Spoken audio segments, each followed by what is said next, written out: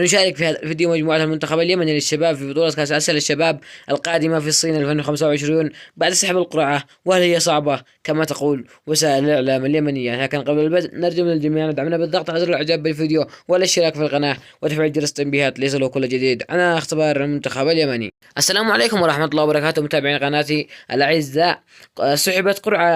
سحبت يوم الخميس الموافق 2024 في شهر 11 يوم 7 يوم الخميس قرعة كأس آسيا للشباب 2025 القادمة في الصين، وأسفرت القرعة عن وضع المنتخب اليمني في المجموعة الثالثة بجوار منتخب أوزباكستان ومنتخب إيران ومنتخب إندونيسيا ومنتخبنا اليمني.